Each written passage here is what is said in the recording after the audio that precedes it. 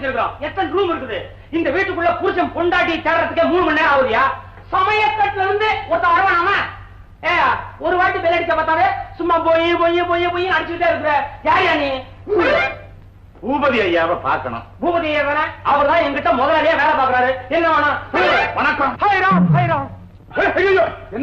என்னப்பா இது? கும்பிட்டேன் மேகம் போட்டு கீழே விழுந்துட்டேன். ஐயோ, என்ன கும்பிட்டாலே ரொம்ப பயங்க. காந்தி கூட கோட்சே கும்பிடும் போது கைக்குள்ள துப்பாக்கி வச்சுட்டாங்க சுட்டா. என் கையில ஒண்ணு இல்லப்பா. வெறுங்கையோட வந்திருக்கிற தம்பி ரொம்ப தமாசா பேசுறிய. சுமாரா பேசுறேன்.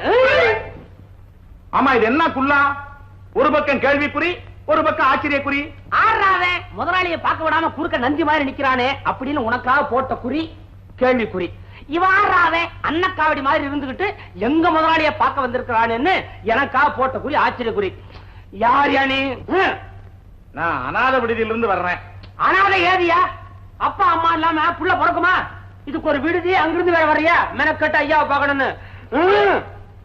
என்ன பைக்குள்ள? ஒண்ணு இல்ல.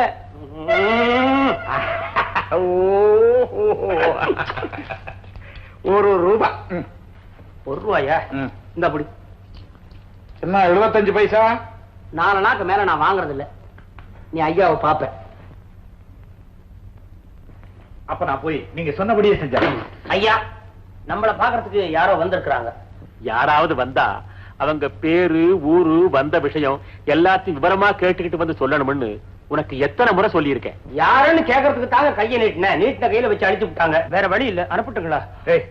யாருன்னு கேட்கும்போது கையை மூடிக்கிட்டு கேட்டான்னு. கைய மூடி இருந்தா இங்க திறந்து இருக்க, இதுல வச்சு அழுத்த மாட்டான். இந்த மோகன், யாராவது நன்கொடை வாங்க வந்தவனா இருக்கும், நீயே பார்த்து ஏதாவது கொடுத்து அனுப்பு. இப்படி வர்றவங்களுக்கு எல்லாம் கொடுத்துக்கிட்டே இருந்தா நாம உருப்பிட்ட மாதிரிதான். நீங்க பேசாம இருக்க பெரியப்பா, நான் கவனிச்சுக்கிறேன். பாத்தியா லட்சுமி, நம்ம புள்ள ராஜேந்திரனா இருந்தா நான் சொல்லாமலே இனாம் கொடுத்துட்டு வந்து நிப்பான். இவன் என்னடான்னா நான் சொல்லியும் கொடுக்க மாட்டேங்கிறான். இந்தயா, நான் தான் சொல்லிட்டேனே, இப்ப நீ பெரியப்பா பார்க்க முடியாது. அவருடைய வேலைகளை எல்லாம் நான் தான் கவனிச்சுக்கிறேன். என்ன நான் சொல்றது புரியுதா? நல்லா புரியுதுங்க. ஆனா ஒண்ணு, இப்ப நீங்க அனுபவிச்சுட்டு வரீங்களே, வீடு, நிலம், பணம், இதெல்லாம் எப்படி உங்களுக்கு வந்ததோ அது அப்படியே திரும்பி போயிட போகுது. அதை நினைக்கும் போதுதான். என்னைய பயமுறுத்துற? மரியாதை அங்க இருந்து போயிடு, இல்ல கழுத்தை பிடிச்சு வெளியே தள்ள சொல்லுவேன்.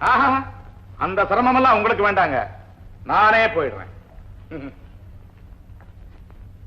மறுபடியும் வருவேன், தனியா இல்ல, பூபதி ஐயாவுடைய பேரனை கூட்டிக்கிட்டு வருவேன். வர்றேன். நில்லு. பேரனா? ஆமா, உங்க பட்டணத்து பாஷையில grandson. Understand? Grandson அப்படி யாரும் கிடையாது. நீ போய் சொல்ற சார். இது ஒருத்தருடைய வாழ்க்கையை பாதிக்கிற விஷயம். இது மாதிரி விஷயங்களை நான் போய் சொல்ல மாட்டேன், ஆதாரம் இல்லாம தலையிட மாட்டேன். உட்காருங்க, உட்காருங்க. இத பாத்தீங்களா? பூபதி ஐயாவுடைய மருமக கைப்பட எழுதின கடுதாசி. இதுல அந்த அம்மாவுக்கு கல்யாணம் ஆனது, அந்த அம்மா கர்ப்பவதியான விஷயம், அந்த அம்மாவுடைய புருஷன் இறந்து போனது, அவ்வளவு விவரமா எழுதியிருக்கு. ஆனா தபால்ல சேர்க்க முடியல. தம்பி எதுலயுமே கொஞ்சம் அவசரப்படுது. என்னங்க இப்ப அந்த பையன் எங்க இருக்கான்? என்கிட்ட தான் இருக்கான். பையனோட அம்மா குழந்தை பிறந்த உடனே அந்த அம்மா இறந்து போச்சு. கொஞ்சம் இப்படி வர்றீங்களா? வர்றீங்களா?